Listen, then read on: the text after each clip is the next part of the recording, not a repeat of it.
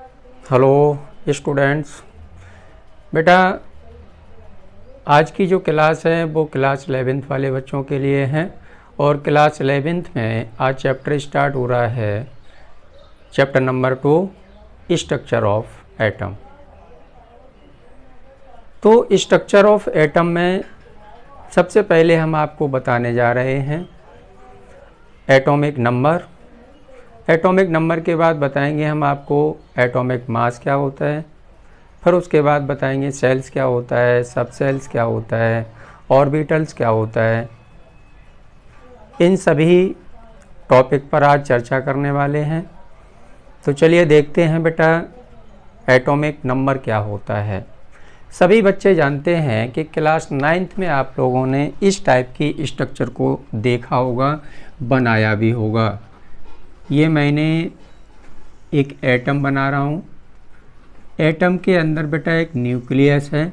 चलो एक ही सेल को मैंने यहाँ पर शो किया हुआ है क्योंकि हमें यहाँ पर सेल से मतलब नहीं है, हमें यहाँ पर ओनली एटॉमिक नंबर से मतलब है। और एटॉमिक नंबर हमें कहाँ मिलेगा? वो हमें इस न्यूक्लियस के अंदर मिलने वाला है। तो हमने यहाँ पर केवल एक सेल्स को दिखाया हुआ है, इसको पूरे को बोलते हैं बेटा एटम। सभी बच्चे जानते हैं। ये जो अंदर वाला जो पार्ट है इसको हम कह रहे हैं बेटा न्यूक्लियस। इसी एटम का है ये बेटा न्यूक्लियस। और न्यूक्लियस में सभी बच्चे जानते हैं कि प्रोटॉन और न्यूट्रॉन प्रेजेंट होते हैं। किसी भी एटम के न्यूक्लियस में हमेशा प्रोटॉन और न्यूट्रॉन प्रेजेंट रहते हैं। तो इसमें बेटा जो प्रोटॉन है उनको हम पॉजिटिव चार्ज यानी पॉजिटिव साइन से शो कर रहे हैं, नंबर ऑफ प्रोटॉन्स को। यहाँ पर हमने न्यूट्रॉन्स नहीं दिखाए हैं, नंबर ऑफ न्यूट्रॉन्स नहीं दिखाए हैं, क्योंकि हमें ये देखना है कि इस एटम के न्यूक्लियस में पॉजिटिव चार्ज कितना है। और पॉजिटिव चार्ज का मतलब क्या होता है? Number of proton. तो इसको हम बोलते हैं बेटा न्यूक्लियस कह दिया, और इनको बोलते हैं number of protons. Number of protons, कितने प्रोटॉन्स हैं इसमें? तो आप काउंट कर सकते हैं बेटा 6 प्रोटॉन हैं। तो इस एटम का जो एटॉमिक नंबर होगा वो कितना होगा? 6 होगा। अब बातें क्लियर हो गई होंगी। बात ये क्लियर हो गई है आपको कि किसी एटम के न्यूक्लियस में जितना पॉजिटिव चार्ज होता है, किसी एटम के न्यूक्लियस में जितना पॉजिटिव चार्ज होता है या जितना नंबर ऑफ प्रोटॉन्स होता है वही उसका एटॉमिक नंबर होता है। तो डिफाइन को यहाँ पर हम शो करने जा रहे हैं बेटा। The number of proton define atomic number. Copy और पेन को साथ में लेकर के बैठेंगे ताकि मेरे साथ डिफाइन को आप नोट कर सकें। The number of proton present, the number of atom, number of proton present in an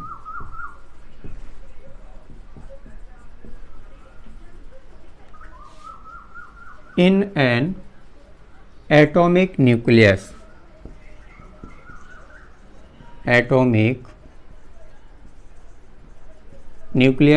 चलिए इसकी डिफाइन हो गई। Atomic nucleus is known as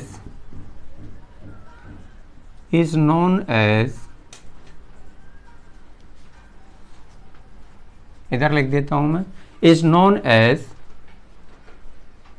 its atomic number, its atomic number।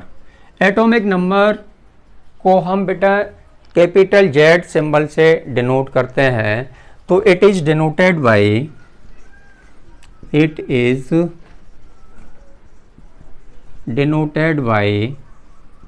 Capital Z। तो मैंने डिफाइन भी आपको बताई है और डिफाइन को मैंने नोट भी कर लिया है। मैं बार बार बोल रहा हूँ कॉपी और पेन को आप साथ में लेकर के बैठें ताकि डिफाइन को सिंबॉलिक आप समझते भी जाएं। इसको हमने बोला बेटा एनर्जी लेवल, या इसको सेल्स कहते हैं और एनर्जी लेवल भी कहते हैं, एनर्जी लेवल भी कहते हैं इसको। सेल्स बोलते हैं, एनर्जी लेवल बोलते हैं, ठीक है ना। तो किसी भी एटम के न्यूक्लियस में जितना पॉजिटिव चार्ज होता है, पॉजिटिव चार्ज का मतलब नंबर ऑफ प्रोटॉन जितने होंगे उतना ही उसका एटॉमिक नंबर होगा। तो चलिए एक डिफाइन हो चुकी है। अब कुछ मैं एटम्स के एटॉमिक नंबर और उनके कुछ नेम बताने जा रहा हूँ। आप भी कॉपी में नोट करते जाएंगे बेटा, सब इम्पोर्टेंट है, इसको नोट कर लें आप। इधर लिख देते हैं हम नेम, चलिए सिंबल और ओनली नेम, सॉरी सिंबल और एटॉमिक नंबर। तो इधर लिख देता हूँ मैं बेटा सिंबल और इधर लिख देता हूँ मैं एटॉमिक नंबर। एटॉमिक नंबर को जेड सिंबल से डिनोट कर रहे हैं यहाँ पर। तो सिंबल है हमारे पास हाइड्रोजन, हाइड्रोजन का एटॉमिक नंबर 1, सिंबल है हीलियम, हीलियम का एटॉमिक नंबर 2, लिथियम, लिथियम का 3, बेरिलियम का बेटा 4, बोरोन का बेटा 5 एटॉमिक नंबर, कार्बन का 6, नाइट्रोजन का 7, ऑक्सीजन का 8, फ्लोरीन का 9 और नियोन का 10, सोडियम का बेटा 11, सोडियम का 11 दिख रहा है ना। चलिए 8 तक दिख रहा है आपको, 8 तक दिख रहा है, बोलो कहाँ तक दिख रहा है। ऑक्सीजन का दिख रहा है, नियोन का, फ्लोरीन का नहीं दिख रहा है। इधर लिख देते हैं फ्लोरीन का जो एटॉमिक नंबर होता है बेटा वो होता है 9, नियोन का होता है बेटा 10, सोडियम का होता है 11, मैग्नीशियम का 12 और एल्यूमिनियम का 13, यहीं तक दिख रहा होगा 13, सिलिकॉन का होता है बेटा 14 और फास्फोरस का होता है 15। उसके बाद इधर लिख देते हैं हम फास्फोरस के बाद सल्फ़र का होता है 16, सल्फ़र के बाद क्लोरीन का होता है बेटा 17, आर्गन का होता है 18, पोटेशियम का होता है 19, कैल्शियम का होता है 20, स्कैंडियम का 21 होता है। ये सिंबल और एटॉमिक नंबर मैं क्यों लिखने जा रहा हूँ, क्योंकि आगे टॉपिक आने वाला है ऑफ वाउ प्रिंसिपल, तो उसमें हमें कुछ इलेक्ट्रॉनिक कॉन्फ़िगरेशन बनाने के लिए मिलेंगे। तो वहाँ पर इलेक्ट्रॉनिक कॉन्फ़िगरेशन बनाने के लिए हमें सिंबल और उसका एटॉमिक नंबर बेटा पता होना चाहिए। स्कैंडियम का हो गया, टाइटेनियम का होता है बेटा, टाइटेनियम का 22, वैनेडियम का होता है 23, वैनेडियम का 23, क्रोमियम का 24 और मैग्नीज Mn का होता है 25, Mn का 25। उसके बाद आयरन का होता है बेटा 26 और कोबाल्ट का होता है 27, निकल का होता है 28 और कॉपर का होता है 29 और जिंक का होता है 30। चलिए इतने ही हम नोट कर रहे हैं यहाँ पर। और आपको जब पीरियोडिक टेबल वाला चैप्टर हम कराएंगे आपको, तो वहाँ पर पूरी पीरियोडिक टेबल में जितने भी एलिमेंट्स हैं सब एलिमेंट्स हम आपको सिस्टम से याद कराएंगे और एटॉमिक नंबर भी आपको वहाँ पर हम लिखना भी बताएंगे कि इस एलिमेंट का एटॉमिक नंबर कितना होगा। रट्टा लगाने की ज़रूरत नहीं है आपको, उसका आप पीरियोडिक टेबल में देख के बता सकते हैं कि इसका एटॉमिक नंबर कितना होगा। चलिए नोट कर सकते हैं आप, इसको जल्दी से नोट कर लें। तो एक टॉपिक हमारा हो चुका है एटॉमिक नंबर। एटॉमिक नंबर क्या होता है, हो गया ना नोट। इसके बाद आता है बेटा मास नंबर। और जो मास नंबर होता है, मास नंबर को मैं यहीं पर सिंबल इसका लिख देता हूँ। मास नंबर होता है उसको कैपिटल M और कैपिटल A से डिनोट करते हैं, कैपिटल M और कैपिटल A से डिनोट करते हैं मास नंबर को। तो मास नंबर समझते हैं। जब एटॉमिक नंबर आपको क्लियर हो गया तो मास नंबर भी क्लियर होना चाहिए। देखो कोई हमारे पास एटम है, एटम के पास जब एटम है तो बेटा न्यूक्लियस भी होगा, और न्यूक्लियस है तो न्यूक्लियस खाली थोड़ी होगा ना, तो उसमें नंबर ऑफ प्रोटॉन और नंबर ऑफ न्यूट्रॉन्स भी होंगे, यानी प्रोटॉन भी होंगे उसमें और न्यूट्रॉन्स भी होंगे। तो किसी एटम के न्यूक्लियस में जितना प्रोटॉन और न्यूट्रॉन का टोटल होता है, जितने नंबर ऑफ प्रोटॉन और नंबर ऑफ न्यूट्रॉन्स का जो टोटल होता है, उसको हम बेटा कहते हैं मास नंबर। बोलो क्लियर हो गया। किसी एटम के न्यूक्लियस में नंबर ऑफ प्रोटॉन्स और नंबर ऑफ न्यूट्रॉन्स को कहते हैं, टोटल नंबर ऑफ प्रोटॉन्स और टोटल नंबर ऑफ न्यूट्रॉन्स को कहते हैं हम मास नंबर। मास नंबर को डिनोट करते हैं बेटा कैपिटल M से भी लिख सकते हैं आप और कैपिटल A से भी लिख सकते हैं। तो मास नंबर की फिर आप डिफाइन समझे। देखें यहाँ पर मैंने ये डायग्राम बनाया हुआ है, इसको बोलते हैं बेटा, इस लेयर को कह रहे हैं हम सेल और एनर्जी लेवल। सेल और एनर्जी लेवल, इसमें P को हम कह रहे हैं नंबर ऑफ प्रोटॉन्स और स्मॉल n को कह रहे हैं नंबर ऑफ न्यूट्रॉन्स। बीच में देखो यहाँ पर प्लस का साइन लगा हुआ है, तो यहाँ पर डिफाइन कैसे बना सकते हैं, इसकी फॉर्मूला क्या होगा, मास नंबर को कैपिटल M से डिनोट कर रहे हैं तो n इक्वल टू क्या होगा बेटा P प्लस n। इससे क्या डिफाइन निकल के आई, इससे डिफाइन ये निकल के आई कि नंबर ऑफ प्रोटॉन, क्या डिफाइन यहाँ पर निकल के आ रही है, देखें आप कि m क्या है, number of total number of protons, total number of neutrons, दोनों का जो टोटल है उसको हम कह रहे हैं बेटा मास नंबर। और ये दोनों चीज़ें कहाँ पर होंगी, एटम के न्यूक्लियस में होंगी। तो इसको हमने बोला बेटा न्यूक्लियस, इसको हमने बोला न्यूक्लियस, ठीक है ना। चलिए डिफाइन को नोट करते हैं, आप भी नोट करते जाएं। The sum of number,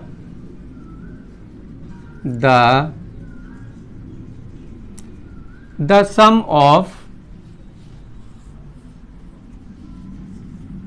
number of proton, the sum of number of protons, the sum of number of protons and neutrons is, and neutrons is called the mass number, the mass number of the atom. It is denoted by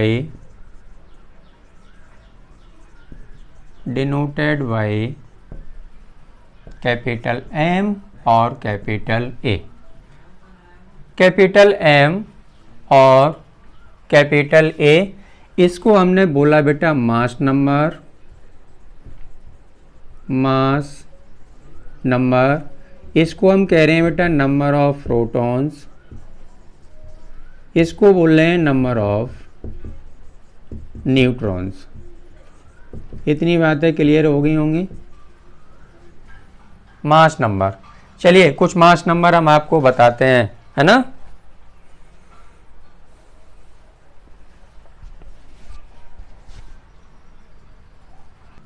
चलिए इसके कुछ example देख लेते हैं बेटा। Hydrogen, इधर एक symbol लिख देता हूं मैं हाइड्रोजन, ऊपर मैंने लिखा हुआ है बेटा मोलर मास, इसको हम कह रहे हैं एटॉमिक नंबर, एटॉमिक नंबर। चलिए हीलियम का होता है बेटा, जिसकी ज़रूरत है, जो काफ़ी यूज़ होने वाले हैं, सभी के नहीं लिख रहा हूँ मैं, जो ज़्यादातर यूज़ होने वाले हैं उन्हीं को मैं यहाँ पर शो कर रहा हूँ। हाइड्रोजन काफ़ी यूज़ होने वाला एलिमेंट्स है। हाइड्रोजन के बाद बेटा लिथियम, लिथियम का होता है 7 और 3। लिथियम के बाद फिर हम बता रहे हैं आपको बेरिलियम का 9 और ये होगा बेटा 5। और उसके बाद बोरॉन, यहाँ पर 4 है, यहाँ 5 है और ये 11। बोरॉन के बाद कार्बन का 12 होता है 6। उसके बाद नाइट्रोजन का बेटा 14 होता है 7। ऑक्सीजन का 16 होता है और 8। फ्लोरीन का 19 होता है और 9। फ्लोरीन के बाद नियोन की हमें ज़रूरत नहीं है। सोडियम काफ़ी यूज़ होने वाला है 23 और 11। उसके बाद मैग्नीशियम 24 और 12। एलुमिनियम काफ़ी यूज़ होता है 13, 27। उसके बाद फॉस्फोरस, फॉस्फोरस का 31 और बेटा कितना 15। उसके बाद सल्फ़र 32 और उसके बाद बेटा 16। अब है क्लोरीन, काफ़ी इम्पोर्टेंट है 35.5 17, उसके बाद है पोटेशियम 39, काफ़ी इम्पोर्टेंट है 39 और 19, कैल्शियम काफ़ी होता है 20 और 40। ब्रोमीन का होता है बेटा मोलर मास, ब्रोमीन का जो मोलर मास होता है वो 80 होता है और इसका एटॉमिक नंबर 35 होता है। आयोडीन की बात कर लें, आयोडीन का होता है 127 मोलर मास और 53 होता है इसका एटॉमिक नंबर, 53 होता है एटॉमिक नंबर। आयरन की बात कर लेते हैं, आयरन का होता है 56, एटॉमिक नंबर होता है इसका 26, काफ़ी इम्पोर्टेंट है ये। चलिए नेक्स्ट CO 63.5 और 29। सिल्वर Ag का बेटा 107 107 होता है, 47 इसका एटॉमिक नंबर होता है, 47 इसका एटॉमिक नंबर होता है। ये कुछ इम्पोर्टेंट थे जो न्यूमेरिकल्स में इनके मोलर मास यूज़ होने वाले हैं, वो मैंने यहाँ पर शो कर दिए हैं, नोट कर दिए हैं, आप भी नोट कर सकते हैं, इसको जल्दी से नोट करें फिर आगे बढ़ते हैं। चलिए बेटा अब बात कर लेते हैं ये सेल क्या होता है। देखो मैंने डायग्राम बनाया हुआ है, ऑलरेडी पहले से बनाया हुआ है। डायग्राम हमने एक एटम का बनाया है, डायग्राम हमने एक एटम का बनाया है जिसमें बेटा हमने नंबर ऑफ सेल्स को शो किया हुआ है, न्यूक्लियस को शो किया हुआ है, सेल्स को दो जगह हमने शो किया हुआ है, K, L, M और N। N इक्वल टू 1 यानी फर्स्ट सेल होती है, सेल नंबर फर्स्ट जो होता है उसको हम कहते हैं K cell, cell number second को नाम देते हैं L सेल, सेल नंबर 3 को नाम देते हैं M सेल और सेल नंबर 4 को नाम देते हैं हम N सेल। तो यहाँ पर 4 सेल्स हमने शो किए हुए हैं, इनको कहते हैं हम सेल्स, K, L, M और N सेल्स। इन्हीं सेल्स में बेटा क्या है, पहले ये समझे सेल्स क्या होता है। ये बेटा न्यूक्लियस है, न्यूक्लियस के चारों तरफ क्या है, सेल्स हैं, एनर्जी लेवल हैं और एनर्जी लेवल में पता है आपको क्या होता है, इलेक्ट्रॉन होते हैं, इलेक्ट्रॉन मूव करते हैं। तो डिफाइन कैसे बनाएंगे, किसी एटम के न्यूक्लियस के चारों ओर, किसी एटम के न्यूक्लियस के चारों तरफ जिस एनर्जी लेवल में इलेक्ट्रॉन मूव करते हैं, इलेक्ट्रॉन मूवमेंट करते हैं, चक्कर लगाते हैं, उसे हम कहते हैं बेटा सेल। तो डिफाइन बहुत सिंपल है, किसी एटम के न्यूक्लियस के चारों तरफ जिस एनर्जी लेवल में इलेक्ट्रॉन चक्कर लगाते हैं उनको हम कहते हैं सेल। सेल्स को हम बेटा K, L, M, N, O, P, Q symbol से डिनोट करते हैं। ये सेल्स को इन सिंबल से हम डिनोट करते हैं। 7 सेल्स को मैंने यहाँ पर शो किया हुआ है, देखें 1 नंबर 2 3 4 5 6 अब 7।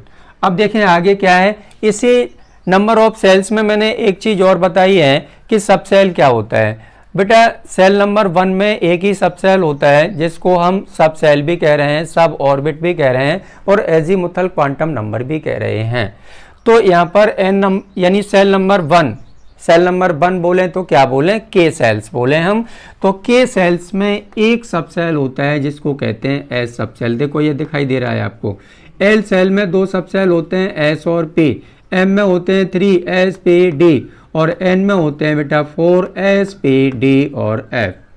तो यहाँ पर हम क्या कह सकते हैं, हमने यहाँ पर यह कह दिया कि किसी एटम के न्यूक्लियस के चारों तरफ जिस एनर्जी लेवल में इलेक्ट्रॉन चक्कर लगाते हैं उनको सेल्स कहते हैं।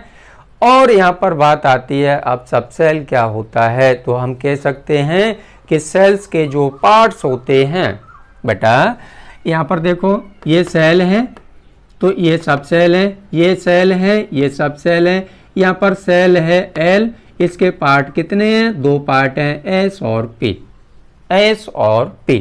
अब देखो M के कितने पार्ट हो गए यहाँ पर सब सेल में आके 3 S P D। तो सेल्स के जो पार्ट्स होते हैं उनको कहते हैं बेटा सब सेल। सेल के पार्ट सब सेल कहलाते हैं, सेल के भाग सब सेल कहलाते हैं। किसी सेल में सब सेल बेटा निश्चित होते हैं, डेफिनिट होते हैं, और मैक्सिमम जो सब सेल होते हैं वो 4 से ज़्यादा नहीं होते हैं। 4 से कम तो हो सकते हैं लेकिन 4 से ज़्यादा नहीं होते हैं। तो मैंने डिफाइन बता दी है कि सेल के जो पार्ट्स होते हैं उनको हम सब सेल कहते हैं। अब देखें यहाँ पर सब सेल में नोट करने जा रहा हूँ, और उस सब सेल में मैक्सिमम इलेक्ट्रॉन कितने होंगे। सब सेल बेटा, सब सेल आपको पता पड़ गया है कि मैक्सिमम किसी भी सेल्स में मैक्सिमम जो सब सेल होते हैं बेटा 4 होते हैं, मैक्सिमम सब सेल 4 होते हैं। तो सब सेल कितने हमारे पास 4 हैं, तो एस, पी, डी और एफ। यहाँ पर लिख देता हूँ मैं मैक्सिमम इलेक्ट्रॉन कि किसी भी सब सेल में मैक्सिमम इलेक्ट्रॉन कितने फिल किए जा सकते हैं। तो एस सब सेल में मैक्सिमम इलेक्ट्रॉन 2, पी में बेटा 6 और डी में बेटा 10 और एफ में 14 इलेक्ट्रॉन फिल किए जा सकते हैं।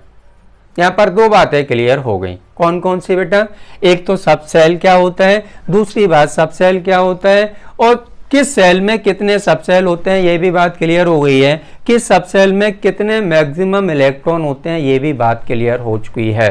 चलिए एक बात और बता देता हूं मैं, ऑर्बिटल क्या होता है।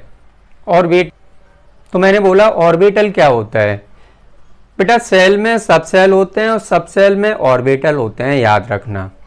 सेल के जो पार्ट्स होते हैं वो सब सेल होते हैं और सब सेल के अंदर होता है ऑर्बिटल, और ऑर्बिटल के अंदर मिलेगा आपको इलेक्ट्रॉन्स, ऑर्बिटल के अंदर इलेक्ट्रॉन्स मिलता है। तो चलिए देखते हैं कि सब सेल में, पहले डिफाइन को समझ लें आप। डिफाइन क्या होगी ऑर्बिटल की, तो किसी डिफाइन की अगर हम यहाँ पर बात करें तो बेटा कह सकते हैं कि किसी परमाणु के जिन भागों में, परमाणु के या एटम के जिन भागों में इलेक्ट्रॉनों के प्रेजेंट होने की संभावना सबसे अधिक होती है, किसी एटम के जिन भागों में इलेक्ट्रॉन प्रेजेंट होने की संभावना सबसे अधिक होती है, इलेक्ट्रॉन पाए जाने की संभावना अधिक होती है, उसको हम कहते हैं ऑर्बिटल। तो देखें आप किस सब सेल में कितने ऑर्बिटल होते हैं उसकी बात करते हैं। इधर लिख देता हूं बेटा मैं सब सेल, इधर लिख देता हूं मैं number of orbital, number of orbital. सब सेल तो आपको पता है 3 होते हैं, एस पी 4 होते हैं, एस पी डी और एफ। एस सब सेल में बेटा एक ऑर्बिटल होता है, तो एक बॉक्स बना देंगे हम। एस सब सेल में एक ऑर्बिटल होता है और ऑर्बिटल की जो शेप है वो बॉक्स की तरह है, इस टाइप से बना देंगे। पी में कितने होते हैं, देखो यहाँ पर नंबर में लिखे देता हूँ। एस सब सेल में नंबर ऑफ ऑर्बिटल होते हैं बेटा 1, पी में होते हैं बेटा 3 और डी में होते हैं 5 और एफ में होते हैं बेटा 7। तो यहाँ पर 3 हैं तो बेटा 3 बॉक्स बना देते हैं हम, 1 2 और ये 3। इसमें 5 हैं तो यहाँ पर 5 बॉक्स बना देते हैं, यहाँ पर 7 हैं तो यहाँ पर 7 बॉक्स बना देते हैं।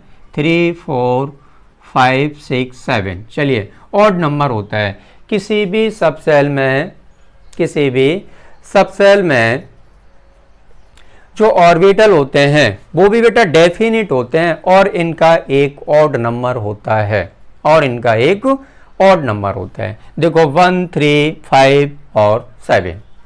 तो इस टाइप से हमने आज जो टॉपिक क्लियर किए हुए हैं उनको आप कॉपी में नोट करेंगे अच्छे से। वीडियो जहाँ समझ में नहीं आती है वहाँ से दोबारा से प्ले करके आप देखेंगे बेटा। अब इन ऑर्बिटल्स की अगर हम बात करते हैं तो इन ऑर्बिटल्स की अगर बात करें तो इसमें क्या होगा बेटा, हमने यहाँ पर लिखा हुआ था कि एस सब सेल में मैक्सिमम इलेक्ट्रॉन 2 फिल किए जा सकते हैं। तो देखो इसमें इलेक्ट्रॉन फिल करने का तरीका बता देता हूँ मैं कि मैक्सिमम इलेक्ट्रॉन कितने फिल हो सकते हैं। यहाँ पर लिख देते हैं हम, चलो इसी में फिल कर देते हैं। इलेक्ट्रॉन तो मैक्सिमम ये लिखे हुए हैं। देखो इसमें हुंड रूल से इलेक्ट्रॉन को फिल किया जाता है। ऑर्बिटल में जब भी इलेक्ट्रॉन को फिल करते हैं तो वो हुंड रूल से फिल करते हैं। हुंड रूल क्या कहता है कि सबसे पहले प्रत्येक ऑर्बिटल में एक एक इलेक्ट्रॉन फिल करना है। इलेक्ट्रॉन यदि शेष बचते हैं तो उनकी पेयरिंग करनी है, यानी जोड़ा बनाना है। तो यहाँ पर हमारे पास एस सब सेल में कितने इलेक्ट्रॉन है, 2 है बेटा। इसमें 6 होते हैं मैक्सिमम, इसमें 10, इसमें 14। तो इलेक्ट्रॉनों को इस ऑर्बिटल में फिल करने का क्या रूल्स है, वो हुंड रूल्स है। हुंड रूल ये कहता है कि ऑर्बिटल में पहले एक एक इलेक्ट्रॉन फिल करना है, फिर उसके बाद उसकी पेयरिंग करनी है। तो देखो इसमें तो एक ही ऑर्बिटल है, तो एक इलेक्ट्रॉन की डायरेक्शन ऊपर, दूसरे वाले के नीचे। इसमें 6 इलेक्ट्रॉन था, तो पहले एक एक इलेक्ट्रॉन तीनों ऑर्बिटल में बेटा, उसके बाद पेयरिंग कर देते हैं। देखो डबल डबल इलेक्ट्रॉन हो गए। इसमें 10 है, 5 ऑर्बिटल है, तो पहले 1 1 इलेक्ट्रॉन प्रत्येक ऑर्बिटल में, उसके बाद पेयरिंग कर देते हैं इस तरीके से। तो इलेक्ट्रॉन फिल करने भी बता दिया मैंने। अब इस तरीके से इलेक्ट्रॉन फिल करना अगर आ गया तो हुंड रूल्स आपने पढ़ लिया, हुंड रूल्स आपने पढ़ लिया। हुंड रूल्स यही तो कहता है, हुंड रूल्स ये कहता है कि किसी सबसेल के ऑर्बिटल में पहले एक एक इलेक्ट्रॉन को फिल करना है। अगर इलेक्ट्रॉन बचते हैं तो स्टार्टिंग से हमें उनकी पेयरिंग करनी है, स्टार्टिंग से इलेक्ट्रॉन्स की पेयरिंग करनी है। तो चलिए नोट कर लें और आज के क्लास को बेटा यहीं समाप्त करते हैं। क्लास लेने के लिए बेटा थैंक यू, धन्यवाद।